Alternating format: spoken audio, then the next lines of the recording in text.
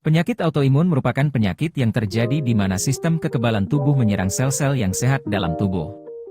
Sedangkan sistem kekebalan tubuh seharusnya berfungsi melindungi tubuh untuk melawan penyakit dan sel jahat, seperti bakteri maupun virus. Banyak dampak yang akan timbul jika tubuh terserang autoimun.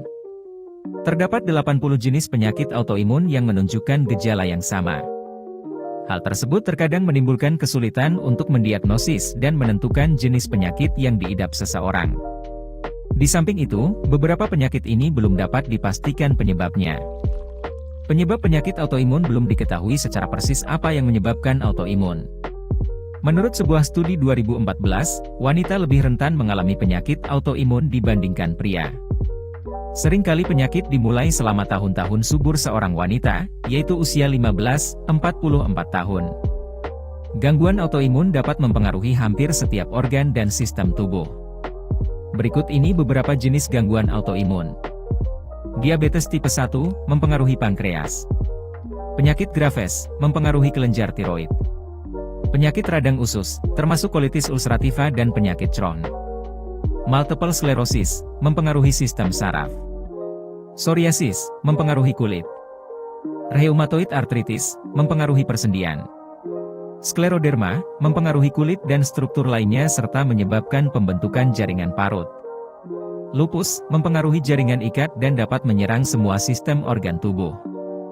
Faktor risiko penyakit autoimun, para ahli masih belum menemukan penyebab pasti dari autoimun sampai saat ini. Namun, terdapat beragam faktor yang menyebabkan seseorang berisiko untuk mengidap penyakit autoimun, seperti genetik atau keturunan. Faktor genetik merupakan faktor risiko utama yang bisa menimbulkan penyakit autoimun. Meski demikian, faktor ini bukan satu-satunya yang bisa memicu reaksi kekebalan tubuh. Faktor lingkungan merupakan salah satu faktor penting yang memicu timbulnya penyakit autoimun. Faktor lingkungan mencakup paparan zat tertentu, seperti asbes, merkuri, perak, dan emas, pola hidup yang berantakan serta pola makan yang kurang sehat. Perubahan hormon. Faktor perubahan hormon menjadi salah satu penyebab penyakit autoimun. Seperti contohnya, penyakit autoimun sering menyerang ibu setelah melahirkan. Hal tersebut menimbulkan asumsi bahwa perubahan hormon memiliki korelasi dengan penyakit autoimun. Misalkan ketika seorang wanita hamil, melahirkan anak, atau ketika mengalami menopause. Infeksi. Umumnya, penyakit autoimun sering dikaitkan dengan terjadinya gejala infeksi. Hal tersebut dianggap wajar karena gejala penyakit autoimun sebagian besar diperburuk oleh infeksi tertentu. Jenis kelamin. Sekitar 3/4 orang dengan gangguan autoimun adalah wanita. Gejala penyakit autoimun seperti yang sudah dijelaskan sebelumnya, terdapat lebih dari 80 penyakit yang digolongkan sebagai penyakit autoimun. Di antaranya pun memiliki gejala yang sama. Secara umum, gejala-gejala awal autoimun antara lain: nyeri di sekujur tubuh, nyeri yang membuat badan seperti ditusuk-tusuk, nyeri sendi. Bagian sendi yang paling sering diserang adalah sendi lutut, sendi di pergelangan tangan, punggung tangan hingga buku-buku jari. Nyeri ini terjadi di kedua sisi kiri dan kanan. Nyeri ini juga sering diiringi pembengkakan dan/atau kekakuan, sehingga membuat kamu sangat kesakitan dan sulit bergerak. Kelelahan, yaitu rasa lelah berlebihan dan berkepanjangan, seperti habis berlari jauh, membuat energi tubuh seperti terkuras habis. Bahkan untuk mengangkat badan dari tempat tidur saja terasa berat. Timbul demam ringan.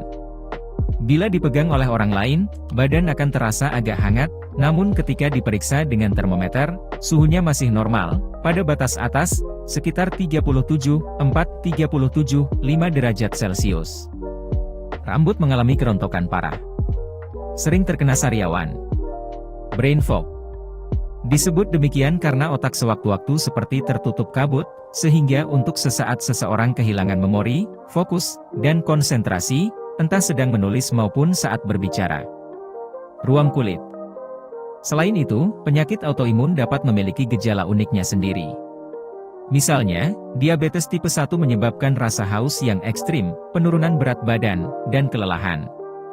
Sementara itu, penyakit autoimun psoriasis gejalanya bisa datang dan pergi. Saat gejala datang disebut flare up, sedangkan saat gejala hilang disebut remisi. Diagnosis penyakit autoimun seringkali sulit untuk mendiagnosis kondisi ini, terutama pada tahap awal dan jika banyak organ atau sistem yang terpengaruh. Tergantung pada kelainannya, metode diagnosis dapat mencakup pemeriksaan fisik, riwayat kesehatan, tes darah, biopsi, sinareks, pengobatan penyakit autoimun. Sebagian besar penyakit ini belum dapat disembuhkan, tetapi gejala yang timbul bisa dijaga dan ditekan agar tidak timbul flare. Pengobatan untuk menangani kondisi ini tergantung pada jenis penyakit yang diidap, gejala yang dirasakan, dan tingkat keparahannya. Beberapa contoh obat yang dapat digunakan untuk mengobati penyakit autoimun meliputi obat penghilang rasa sakit, obat antiinflamasi, obat untuk depresi dan kecemasan, injeksi insulin, obat tidur, pertukaran plasma, kortikosteroid, krim dan pil ruam, imunoglobulin intravena. Komplikasi penyakit autoimun. Penyakit ini dapat menyebabkan komplikasi serius berupa penyakit jantung, depresi dan gangguan kecemasan, kerusakan saraf, deep vein thrombosis, kerusakan organ, seperti hati atau ginjal. Pencegahan penyakit autoimun. Penyakit autoimun kemungkinan tidak bisa dicegah. Namun, beberapa ahli menyarankan untuk melakukan beberapa hal berikut. Berolahraga secara rutin dan konsisten. Berhenti merokok.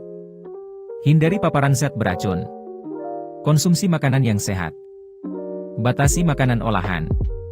Terima kasih telah menonton video ini. Semoga informasi yang diberikan bermanfaat. Jangan lupa like, komen, dan subscribe serta aktifkan tombol loncengnya.